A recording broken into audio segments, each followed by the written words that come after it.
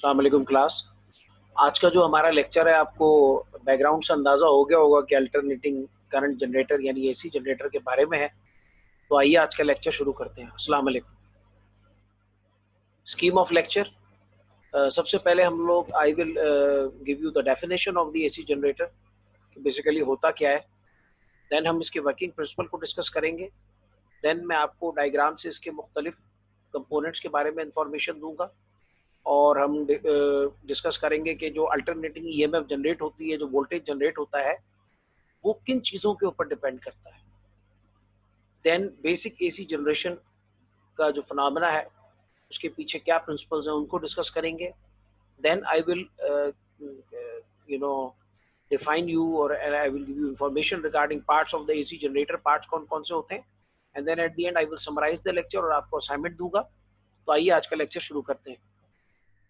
Alternating current generator और alternator और N AC generator, इसकी डेफिनेशन क्या है जी। बेसिकली जनरेटर एक ऐसी डिवाइस होती है जो मैकेनिकल एनर्जी को इलेक्ट्रिकल एनर्जी में कन्वर्ट करती है। अब यहाँ पे आप एक बेसिक एसी जनरेटर देख रहे हैं। इसके अंदर एक नॉर्थ पोल है मैग्नेट का, दूसरा साउथ पोल है, और नॉर्थ से साउथ पोल जो है यू शेप मैग्नेट के अंदर आप देखें तो मैग्नेटिक लाइंस ऑफ फोर्सेस जो हैं वो नॉर्थ टू साउथ ट्रेवल कर रही है। Magnetic flux north to south travel कर रहा है मैग्नेट के पोल्स के दरमियान, और उसके दरमियान में एक कॉइल है मेटेलिक वायर की बनी हुई। वो कॉइल रोटेट कर रही है, और कॉइल जो है उसको रोटेट कैसे करवाया जा रहा है, यहाँ पे एक लगा हुआ है जी। आप देखें ये जो मैकेनिकल मूवमेंट दे रहा है, ये बेसिकली आपका प्राइम मूवर है।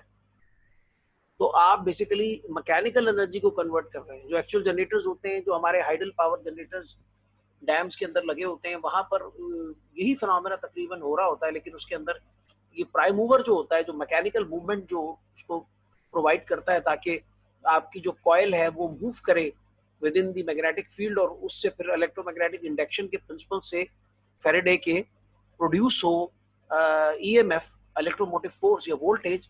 ये जो है ये प्राइम मूवर का काम होता है, मैकेनिकल एनर्जी प्रोवाइड करना। एनर्जी कंजर्व रहती है, जनरेटर जो है उसी एनर्जी को कन्वर्ट कर रहा होता है मैकेनिकल एनर्जी को जो है वो वोल्टेज के अंदर इलेक्ट्रिकल एनर्जी में ईएमएफ के अंदर कन्वर्ट कर रहा होता है। तो तारीफ बुनियादी अगर जनरेटर की देखी जाए तो generator is a device which converts mechanical energy into electrical energy. Generator एक ऐसी डिवाइस है जो मैकेनिकल एनर्जी को इलेक्ट्रिकल एनर्जी के अंदर कन्वर्ट करती है। And AC generator is an electric generator. AC generator जो है वो एक इलेक्ट्रिक जनरेटर होता है that converts mechanical energy into electrical energy. Mechanical energy को कन्वर्ट करता है इलेक्ट्रिकल के अंदर in the form of alternative EMF, electromotive force, और अल्टरनेटिंग करंट। यानी हमें एसी करंट के अंदर ये जनरेट करता है, प्रोड्यूस करता है। इसी अल्टरनेटिंग करंट के अंदर जनरेट डीसी जनरेटर्स भी होते हैं, और उनके अंदर थोड़ा सा डिफरेंस होता है एसी के मुकाबले में। जब एसी जनरेटर के अंदर वो साइकिल रोटेट करता है, एक 360 डिग्री रोटेशन लेता है कॉइल, तो एक एसी साइकिल पैदा होता है जिसमें पॉजिटिव और नेगेटिव साइकिल्स होते हैं।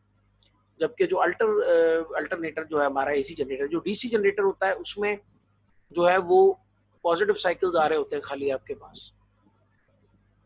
तो वो DC voltages generate, pulsating DC voltage generate कर रहा होता है डीसी जनरेटर जो है। प्रिंसिपल उसका भी इलेक्ट्रोमैग्नेटिक इंडक्शन ही होता है, लेकिन उसके अंदर जो करंट कलेक्टिंग अरेंजमेंट होता है, यहाँ पर हमारे पास तो स्लिप रिंग्स होते हैं। ये आप देख रहे हैं यहाँ पे, ये दो स्लिप रिंग्स आपको नजर आ रहे हैं, कॉपर के बने हुए मेटालिक रिंग्स। ये स्लिप रिंग्स लगे हुए, इनके साथ ये कार्बन ब्रशेज हैं। इसको हम करंट कलेक्टिंग अरेंजमेंट भी कहते हैं। तो वहां पर ऐसा नहीं हो रहा होता, बल्कि वहां पे कम्यूटेटर लगा होता है, एक और डिवाइस। तो वहां से फिर हमें डायरेक्ट करंट मिल रहा होता है, डीसी मिल रहा होता है। Alternating energy alternating current produce करता है। Generator works on the principle of electromagnetic induction. Electromagnetic induction क्या है, जब भी फ्लक्स जो होता है वो चेंज होता है विद रिस्पेक्ट टू टाइम, तो उसकी वजह से एक इलेक्ट्रोमोटिव फोर्स या ईएमएफ इंड्यूस हो जाती है। आइए नेक्स्ट स्लाइड पे चलते हैं, और नेक्स्ट स्लाइड पे हमारे पास एक सीबीटी है अच्छी सी। आइए एक सीबीटी देखते हैं और उससे इस टॉपिक को समझने की कोशिश करते हैं, क्योंकि उसमें एनिमेशंस वगैरह सारी दी हुई हैं। Alternating current generator. A simple alternating current generator consists of a rectangular coil of many turns mounted on an axle between the poles of a permanent magnet. The the end of the coil are joined to two copper slip rings, which rotate with the coil. The coil is linked to an external circuit through two carbon brushes, which are pressed against the slip rings. When the coil is rotated, it cuts the magnetic field lines, causing an electromotive force to be induced in it. The induced electromotive force causes an alternating current to flow through the coil as well as the external circuit. Working principle of simple alternating current generator. As the coil rotates through the vertical position, the side A, B, and C, D are moving parallel to the magnetic field. No electromotive force is therefore induced in the coil. As the coil moves past the vertical position, it will begin to cut through the magnetic field lines, causing an induced current to flow in the coil. The induced current will be at its maximum value when the coil is horizontal. The direction of the induced current is from D to C and from B to A. The induced current will decrease as the coil continues to rotate and is again zero when the coil reaches the vertical position with the side DC on top. As the coil continues to rotate, current will again be induced in the coil, but its direction is from A to B and from C to D. As the same slip ring is always in contact with the same brush, the C. The current through the external circuit is thus an alternating current. The following graph shows the magnitude and the direction of the induced current changes according to the position of the coil. The magnitude of the induced current in an alternating current generator varies with the position of the coil. The magnitude of the induced electromotive force and current produced by alternating current generator can be increased by increasing the number of turns on the coil, winding the coil of a soft iron core, rotating the coil at a higher speed and using a stronger permanent magnet. Thank you for taking time to watch this.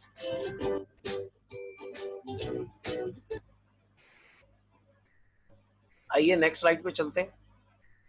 Working principle क्या है आपने पीछे diagram में देखा भी है और अब मैं आपको और डिटेल में समझाता हूँ। AC generator works on the principle of electromagnetic induction. Alternating generator जो होता है वो इलेक्ट्रोमैग्नेटिक इंडक्शन के प्रिंसिपल पे काम करता है।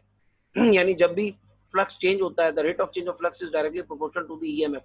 जब भी फ्लक्स चेंज होता है with respect to time, with per unit time, तो फ्लक्स के चेंज की वजह से ईएमएफ इंड्यूस हो जाती है कॉइल के अंदर। इन generator an induced EMF is produced by rotating a coil in a magnetic field.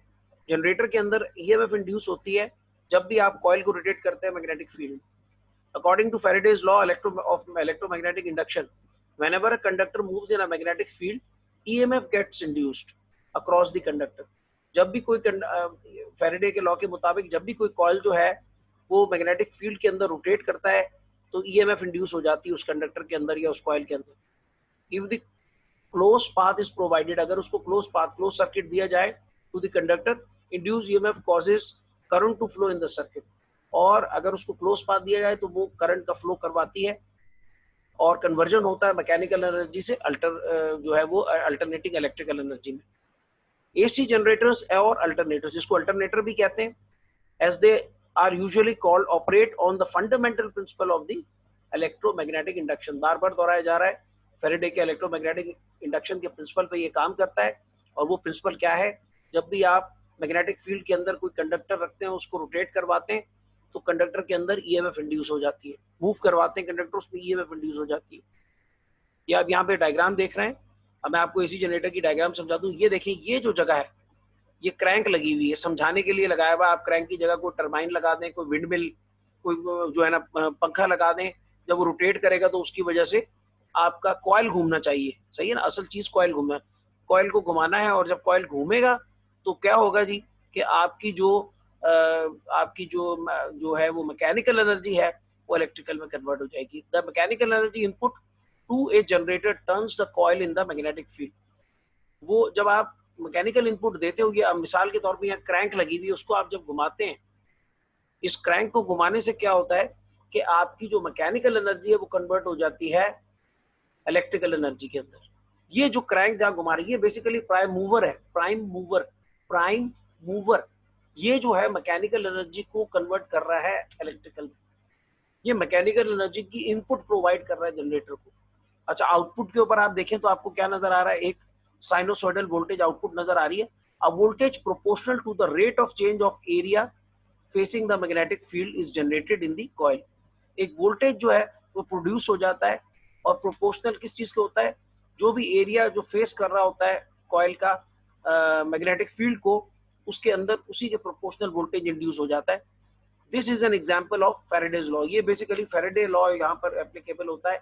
ये एप्लीकेशन है एक फेरेडे लॉ की। फेरेडे लॉ यहाँ पे यूज हो रहा है। सही है जी, एग्जाम्पल है फेरेडे लॉ के जो है इन एक्शन में। आप अगर उसको देखना चाहते हैं तो ये आपके आगे मैंने लेबल डायग्राम बनाई हुई है। ये आप देखें तो एक तीन इसके अंदर जो कंपोनेंट शो किए हुए हैं आपके, चार कंपोनेंट्स बेसिक। सबसे इंपॉर्टेंट चीज आपकी जो है वो क्या है जी, आपके एक मैग्नेटिक मैग्नेट है, परमानेंट मैग्नेट जो फील्ड बनाता है। और अंदर फिर हमारे पास वायर लूप है, एक कंडक्टर है, एक कॉइल है। कॉइल होती है ये बेसिकली, कंडक्टर है अभी आपको दिखाने के लिए, लेकिन वैसे ही कॉइल होती है। और ये मैग्नेटिक फील्ड के अंदर मौजूद है। सही है ना। और ये मैग्नेटिक पोल्स आपके पास मौजूद है। सही है, ये मैग्नेटिक पोल्स आपके पास मौजूद है। और यहाँ पर आपके पास ये स्लिप रिंग्स हैं। ये जो स्लिप रिंग्स हैं ये करंट कलेक्टिंग अरेंजमेंट है। फिर यहाँ पे कार्बन ब्रशेस लगे हुए हैं। और यहाँ ये बेसिकली जो भी ईएमएफ इंड्यूस होती है, जो करंट होता है, वो इनके थ्रू हमें यहाँ पर मिल रहा होता है। तो क्या है जी, पहला कंपोनेंट जो है वो हमारा वो मैग्नेटिक मैग्नेट से हमारे पास परमानेंट मैग्नेट। देन हमारे पास जी आर्मेचर या कॉइल बेसिकली जो कि रोटेट करती है मैग्नेटिक फील्ड में। देन हमारे पास जो है वो स्लिप रिंग्स हैं कॉपर के बने हुए, और कार्बन ब्रशेस हमारे पास बने हुए हैं जो ईएमएफ आ रही होती है उसको ये कलेक्ट कर रहे होते हैं। सही है ना। तो करंट कलेक्टिंग अरेंजमेंट इसको कहते हैं, ये स्लिप रिंग्स कहलाते हैं। तो ये हमारे चार कंपोनेंट्स हैं, the permanent magnet, the slip rings, the brushes and the wire loop. और एक पांचवा कंपोनेंट बड़ा इंपॉर्टेंट है जो यहाँ पर होगा एक्सिस पे, वो बेसिकली वो ये एक्सिस ऑफ रोटेशन आप देख रहे हैं, जो इसको रोटेट करवा रहा होगा फील्ड के अंदर, ये बेसिकली प्राइम मूवर कहलाता है। यहाँ पर आपको क्रैंक की सूरत में नजर आ रहा है। ये मैकेनिकल एनर्जी देता है। और आपको पहले कॉन्सेप्ट क्लियर रखना है कि जनरेटर क्या चीज है, ये मैकेनिकल को इलेक्ट्रिकल में करती है। एसी जनरेटर है तो मैकेनिकल को इलेक्ट्रिकल एसी जो है ना वोल्टेजेस प्रोड्यूस करेगा। डीसी है तो मैकेनिकल को एनर्जी को कन्वर्ट करके इलेक्ट्रिकल के अंदर करेगा, डायरेक्ट करंट के अंदर करेगा, डीसी में करेगा। उसमें जो करंट प्रोड्यूस होगा वो एक ही डायरेक्शन में फ्लो करेगा। एसी में जो करंट प्रोड्यूस होगा वो डायरेक्शन अपनी चेंज करेगा। ये डिफरेंस है बस। दोनों चलते, दोनों एसी डीसी जनरेटर्स जो हैं दोनों क्या कहते हैं इलेक्ट्रोमैग्नेटिक इंडक्शन पर ही काम कर रहे हैं। अल्टरनेटिंग वोल्टेज डिपेंड्स अपॉन, ये किन चीजों पे डिपेंड करता है अभी पीछे आपको सीबीडी के अंदर भी बताया, दोबारा मैं समझाने की कोशिश करता हूं ताकि बेहतर तरीके से आपको समझ आए। अल्टरनेटिंग वोल्टेज में be generated by rotating a coil in the magnetic field. Alternating voltage कैसे जनरेट होता है जी, जब भी आप कॉइल को रोटेट करते हैं मैग्नेटिक फील्ड में, तो जो फ्लक्स होता है कॉइल के साथ जब वो लिंक करता है मैग्नेटिक, तो वो चेंज होता है। जब कॉइल जो है वो हॉरिजॉन्टल होती है तो मैक्सिमम कट हो रही होती है वो, तो मैक्सिमम उसमें से जो है ना कट हो रहा होता है, वो मैग्नेटिक फ्लक्स को कट कर रही होती है, तो मैक्सिमम जो है ना उसके अंदर ईएमएफ इंड्यूस हो रही होती है। और जब वो वर्टिकल पॉइंट पे चली जाती है तो वो कट नहीं हो रही होती, और उसकी वजह से ये होता है कि क्योंकि लाइंस तो पैरेलल इस तरह करके जा रही हैं नॉर्थ टू साउथ, जब वो जब कट नहीं हो रही होती कॉइल, तो उसकी वजह से क्या होता है कि कॉइल जो होती है उसके अंदर जीरो ईएमएफ होती है, ईएमएफ नहीं होती वहां पर। तो जी rotating magnetic field within the stationary within a coil, coil के अंदर जो है the value of the voltage generated depends on, ये वैल्यू जो होती है वोल्टेज की ये किन चीजों पे डिपेंड करती है, ये डिपेंड करती है जी number of turns in the coil. अगर आप नंबर ऑफ टर्न्स बढ़ा देंगे तो आपकी जो ईएमएफ इंड्यूस है वो भी इंक्रीज कर जाएगी। स्ट्रेंथ ऑफ द फील्ड, अगर आप फील्ड की स्ट्रेंथ को इंक्रीज कर देंगे, यानी मैग्नेटिक फील्ड जो है उसको बढ़ा देंगे, तो भी आपकी जो है ना वो क्या कहते हैं आपकी जो वोल्टेज लेवल है वो इंक्रीज हो जाएगा। और अगर आप स्पीड ऑफ रोटेशन बढ़ा देंगे, ज्यादा आरपीएम से आपका प्राइम मूवर जो है मूव करवाएगा आपको, आपके जो है ना वो कॉइल को, आपके आर्मेचर को, तो ज्यादा वोल्टेज की वैल्यू प्रोड्यूस होगी, ज्यादा मैग्नीट्यूड का वोल्टेज प्रोड्यूस होगा, ज्यादा ईएमएफ प्रोड्यूस होगी। अंडरस्टूड। चलें जी आगे चलते हैं। बेसिक एसी जनरेशन में क्या होता है, क्या प्रिंसिपल वो डिस्कस करते हैं, क्या फिनोमेना होता है। The phenomena by which an EMF और current is induced in a conductor due to change in the magnetic field near the conductor is called electromagnetic induction। ये जो फिनोमेना होता है जिसमें हमारे पास करंट या ईएमएफ इंड्यूस होती है कंडक्टर के अंदर बिकॉज ऑफ मैग्नेटिक फील्ड के अंदर जो चेंज आता है, इसको हम इलेक्ट्रोमैग्नेटिक इंडक्शन कहते हैं। A loop of wire rotating in magnetic field, एक लूप है वायर का, जब वो रोटेट करता है मैग्नेटिक फील्ड में या फील्ड रोटेट करती है, वायर स्टेशनरी होता है, produces a voltage which constantly change in amplitude and direction। तो वो एक वोल्टेज प्रोड्यूस करता है जो कंटिन्यूसली उसका एम्पलीट्यूड भी चेंज हो रहा होता है और उसकी डायरेक्शन भी चेंज हो रही होती है, यानी that is an AC alternating voltage. The wave form produce is called a sine wave. Sine wave form होती है एसी की अल्टरनेटिंग करंट की, and is a graphical picture of the alternating current. और वो बेसिकली साइन वेव जो होती है वो ग्राफिकल पिक्चर होती है अल्टरनेटिंग करंट की। उसमें शो हो रहा होता है कि जीरो से शुरू होता है, फिर पीक वैल्यू आती है, फिर वो जीरो पे जाता है और उसके बाद फिर वो अपनी डायरेक्शन चेंज करके वो नेगेटिव हाफ साइकिल फॉर्म करता है।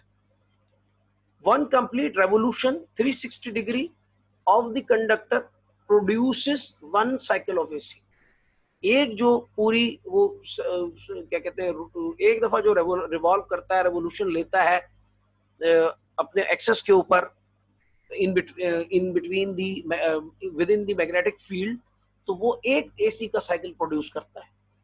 तो 50 साइकिल पर सेकंड अगर कहीं सप्लाई आ रही है, कहीं 50 हर्ट्ज की सप्लाई आ रही है या कहीं 60 हर्ट्ज की सप्लाई आ रही है, शिप्स में बाज़ दफा 60 हर्ट्ज की सप्लाई भी होती है, तो कोई 60 हर्ट्ज की सप्लाई आ रही है तो इसका मतलब क्या है कि वो जो है वो एक सेकंड में 60 साइकिल्स पर सेकंड, यानी एक सेकंड में वो 60 टाइम्स वो रोटेट कर रहा है आपका प्राइम मूवर उसको, तो वो 60 हर्ट्ज की फ्रीक्वेंसी बन रही है। The cycle is composed of two alternations. जो एसी का साइकिल होता है उसमें दो अल्टरनेशंस होती हैं, दो पीक्स होती हैं, एक पॉजिटिव पीक होती है, एक पॉजिटिव अल्टरनेशन होती है, एक नेगेटिव पीक या नेगेटिव अल्टरनेशन होती है। समझ आ रहा है आप लोगों को? One cycle of AC in 1 second is equal to 1 hertz. एक सेकंड में अगर एक साइकिल अगर करता है, यानी एक पॉजिटिव और एक नेगेटिव अल्टरनेशन, तो वो 1 हर्ट्ज कहलाती है फ्रीक्वेंसी। और अगर एक सेकंड में 50 साइकिल अगर करते हैं तो 50 हर्ट्ज होती है। 60 साइकिल्स अगर करते हैं तो 60 साइकिल्स पर सेकंड होती है। साइकिल पर second is the unit of frequency, actual unit of frequency cycle पर सेकंड, लेकिन हर्ट्ज को ट्रिब्यूट देना है क्योंकि फोटो इलेक्ट्रिक इफेक्ट दरियाफ्त किया है, तो इसीलिए हर्ट्ज भी, उसके लिए हर्ट्ज यूज किया जाता है वर्ड। ये आप देख रहे हैं पिक्चर कि कैसे ये मैग्नेटिक फील्ड बन रही है, और ये मैग्नेटिक फील्ड नॉर्थ और साउथ जो पोल्स हैं परमानेंट मैग्नेट के, उनके दरमियान में मैग्नेटिक फील्ड प्रोड्यूस हो रही है। और देखिए यहाँ पे आपके पास ये एक कॉइल मौजूद है, conductors moving parallel two lines of force EMF minimum. जब ये पैरेलल होते हैं ईएमएफ के मैग्नेटिक लाइंस के, तो आपकी ईएमएफ मिनिमम होती है। कंडक्टर्स अब सेकंड में बी डायग्राम पे आ जाते हैं। आप देखें तो यहाँ पे आप देखें जब वो हैं, जब वो पैरेलल हैं तो आप देखें वहां पे आप मिनिमम ईएमएफ इंड्यूस हो रही है जब वो वर्टिकल फॉर्म के अंदर आया हुआ आपका, सही है ना, पैरेलल जब वो कट कर रहा है उसको।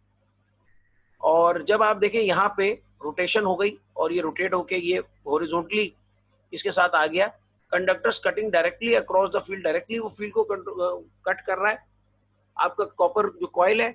तो ईएमएफ जो है वो मैक्सिमम बनेगी इस पॉइंट पे, पीक आएगी आपके पास। ये जो पीक आ रही है, बी आपके पॉइंट आ रहा है, ये पीक बन रही है आपके पास। अच्छा, फिर उसके बाद आपके पास ये वर्टिकल हो गया जब ये, सही है, ये जो है पैरेलल हो गया मैग्नेटिक लाइंस ऑफ फोर्स के। तो आप देखें यहाँ पे ये जो है, यहाँ पे क्या आ गई जी, यहाँ पे आ गई, ये साइन की वैल्यूज के ऊपर डिपेंड कर रहा है ना, साइन पे। तो यहाँ पे जब ये वर्टिकल हो गया दोबारा, तो आप देखें यहाँ पे फिर जीरो लेवल आ गया, सही है। तो ये देखें फिर conductors cutting directly across the field, conductors जो कट कर रहे हैं फील्ड को, तो ईएमएफ वहां पे मैक्सिमम हो रही है। और जहां पे वो वर्टिकली कर रहे हैं तो देखिए यहाँ पे जीरो बन रहा है आपके पास। यहाँ क्या बन रहा है जी, यहाँ आपको कुछ भी नहीं मिल रहा जब आपकी पैरेलल है, यानी conductors moving parallel to the lines. जब कंडक्टर जो है वो पैरेलल है मैग्नेटिक फील्ड के, तो आपको मिनिमम मिल रहा है, जीरो आपको बन रहा है, आपको मिनिमम जो है वो ईएमएफ जनरेट हो रही है। लेकिन जब वो जो है वो परपेंडिकुलर है या उसको डायरेक्टली कट कर रही है, मैग्नेटिक लाइंस ऑफ फ्यूज को डायरेक्टली कट कर रही है, तो उसके अंदर क्या है जी कि उसके अंदर मैक्सिमम वैल्यू ऑफ वोल्टेज जो है वो प्रोड्यूस हो रही है। सही है ना, ये पूरा साइकिल प्रोड्यूस हो रहा है, आपको नजर आ रहा है किस पॉइंट पे जो है जब ये वर्टिकल पोजीशन में आ जाती है इन बिटवीन द पोल्स, तो आप देखें कि जीरो प्रोड्यूस हो रहा है, और जब ये हॉरिजॉन्टल में आ जाती है, ट्रूली बिल्कुल हॉरिजॉन्टल पोजीशन में आ जाती है, तो it is producing high value of the EMF, maximum EMF हो जाती है उस पॉइंट पे जब ये वर्टिकल होती है, हॉरिजॉन्टल होती है। और जब ये कॉइल वर्टिकल हो जाती है with the magnetic field parallel हो जाती है, तो इट्स प्रोड्यूसिंग जीरो ईएमएफ या मिनिमम ईएमएफ। आगे चलते हैं जी। AC generator consist of following parts. ये एसी जनरेटर के पार्ट्स हैं, पहले भी डिस्कस किया था, थोड़ा सा डिटेल में जाएंगे इस वक्त ताकि अंदाजा हो कि क्या क्या पार्ट्स होते हैं जी। परमानेंट मैग्नेट, ये आप देख रहे हैं दोनों यहाँ पे परमानेंट मैग्नेट, सही है, और इसमें एक नॉर्थ पोल एक साउथ पोल है, और अगर मैग्नेट की स्ट्रेंथ ज्यादा हो तो वोल्टेज भी ज्यादा प्रोड्यूस होगा। Powerful field magnet with concave poles, ये आप देखें कॉनकेव पोल्स बने हुए हैं और पावरफुल फील्ड मैग्नेट है। आर्मेचर, ये वो चीज है जिसके ऊपर कॉइल जो है वो लिपटी हुई होती है और उसके अंदर रोटेट होती है। It is a rectangular coil of large number of turns, इसमें बहुत सारे टर्न्स होते हैं, नंबर ऑफ टर्न्स बढ़ाएंगे तो वोल्टेज बढ़ जाएगा। Large number of turns of wire wound on laminated, किस चीज के ऊपर वाउंड होते हैं? On laminated soft iron core.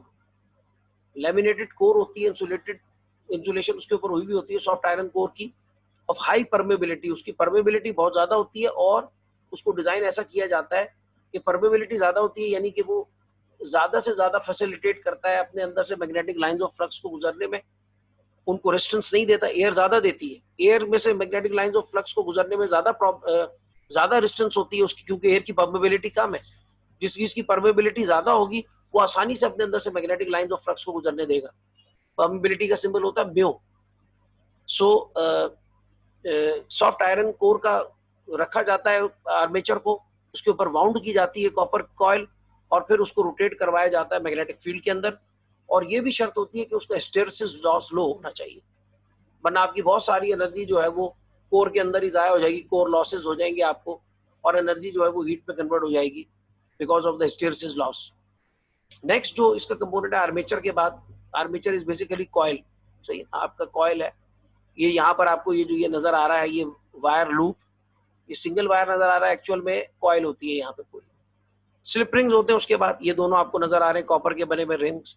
The ends of the coil are joint to separate copper rings, ये दो सेपरेट कॉपर रिंग्स होते हैं, और एक टर्मिनल एक स्लिप रिंग के साथ कनेक्टेड होता है, दूसरा टर्मिनल दूसरे स्लिप रिंग के साथ कनेक्टेड होता है, और ये करंट कलेक्टिंग अरेंजमेंट होता है, इसके थ्रू जो भी सर्किट है उससे करंट कलेक्ट किया जाता है और उसको ईएमएफ उसके एंड्स पे हमें मिलती है, सही है।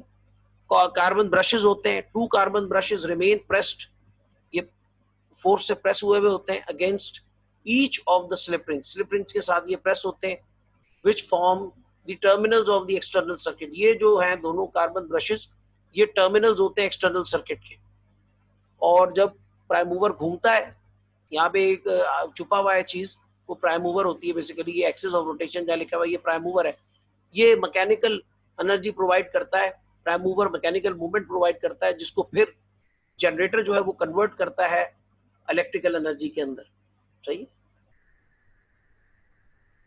समरी आज के लेक्चर की, generator is a device that converts mechanical energy into electrical. Generator एक डिवाइस है जो मैकेनिकल एनर्जी को इलेक्ट्रिकल में कन्वर्ट करती है।